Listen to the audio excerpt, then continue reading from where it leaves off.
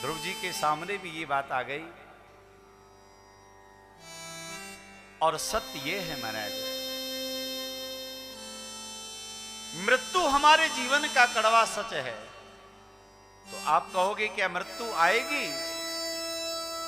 मृत्यु कहते हैं काल को। काल माने होता है समय, समय को ही काल कहा जाता है। और काल तो चल रहा है। जिस दिन जीव का जन्म होता है उसी दिन महाराज मृत्यु का भी जन्म हो जाता है, काल का भी जन्म हो जाता है। हमको लगता है कि आयु बढ़ रही है, लेकिन आयु बढ़ती नहीं है। पल पल पे आयु क्षीण होती है, कम होती है।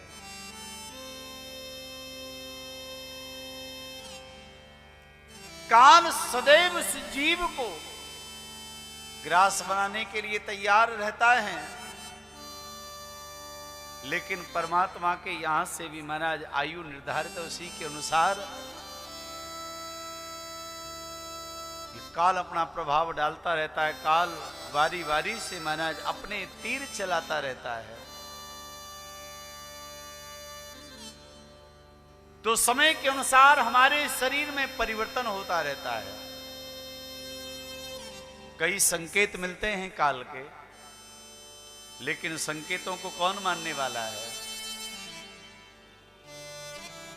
सर के बाल सफेद होने लगे, ये काल का संकेत है कि भैया भगवान का भजन करो। लेकिन कोई वृद्ध बनना नहीं चाहता। दांत जाने लगे, भगवान का संकेत है कि ये भजन करिएगा, काल का प्रभाव है। कानों की श्रवण शक्ति कमजोर होने लगी, आंखों से दिखाई कम देने लगा। बार बार ये काल हमको बताता है कि भैया अब सावधान हो जाओ, अब भजन कर लो, अब भजन कर लो। ये बार बार काल के नोटिस आते रहते हैं हमारे पास में, लेकिन इनको ये जीव ध्यान नहीं देता है, नकारता रहता है। और अंत में तो जीवन लीला समाप्त हो ही जाती है।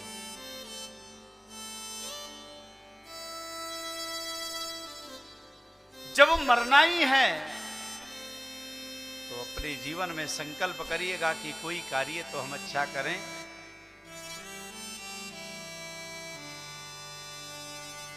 श्री ध्रुव जी महाराज ने भगवान के पार्षदों को कहा कि मैं क्या करूं।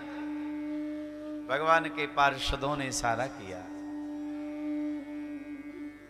इस मृत्यु पर विजय प्राप्त करके ही तुमको भगवान के धाम को जाना है। तो मृत्यु देवी को कहा कि अपना सर थोड़ा नीचे झुकाओ। मृत्यु ने सर झुकाया। ध्रुव जी ने उसके सर पे अपना चरण विराजमान किया। दूसरा चरण विमान में रखा है और ध्रुव जी विमान में आरूढ़ होकर के भगवान के धाम को जा रहे हैं।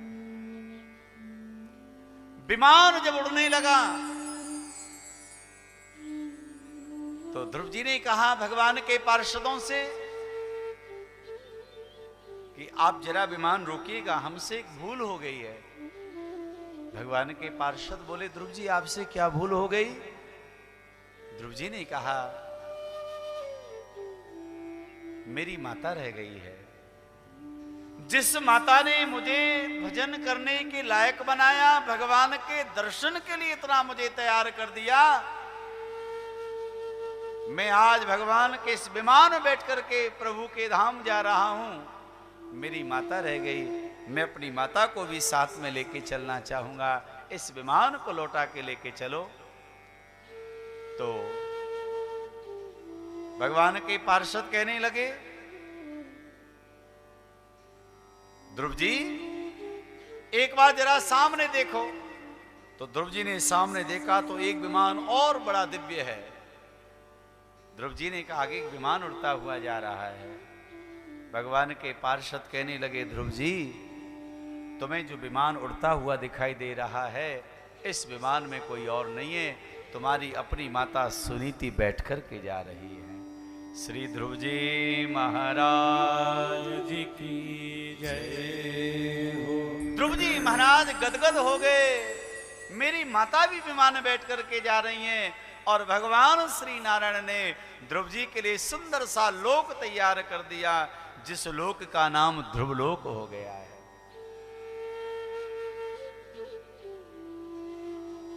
पूरी पृथ्वी भ्रमण करती रहती है, घूमती रहती है, तारा मंडल घूमता है, सूर्य चंद्र भी चलते रहते हैं, लेकिन ध्रुव जो हैं ये अटल हैं, एक स्थान पर विराजमान हैं। विवाह जैसे मंगल कार्य में सप्तपदी होती है, और सप्तपदी में महाराज साक्षी जो ध्रुव जी महाराज की जाती है, वो ध्रुव जी कोई और नहीं है, यही वो ध्रुव जी जिनकी कथा का श्रवण आप कर रहे हैं। 5 वर्ष की अवस्था में परमात्मा को प्राप्त कर लिया। और याद रखिएगा, हमारा जीवन बाल्यकाल से ही भगवान के चरणों में लगे तो बहुत अच्छी बात है।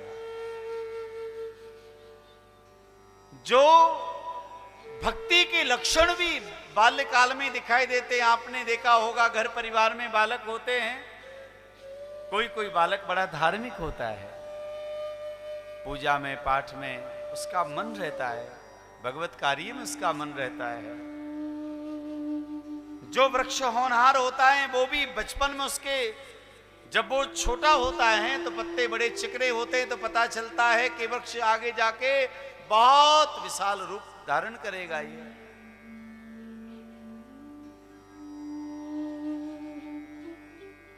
तो ऐसा ना सोचें कि बड़े होकर के भक्ति करें, बचपन से ही भक्ति आती है महाराज। और श्रीमद् भागवत जी में बालकों की कथा है, चाहे ध्रुव जी की कथा ले लो या प्रहलाद जी की कथा ले लो, जिन्होंने बाल्यकाल में भजन करके परमात्मा को प्राप्त कर लिया महाराज।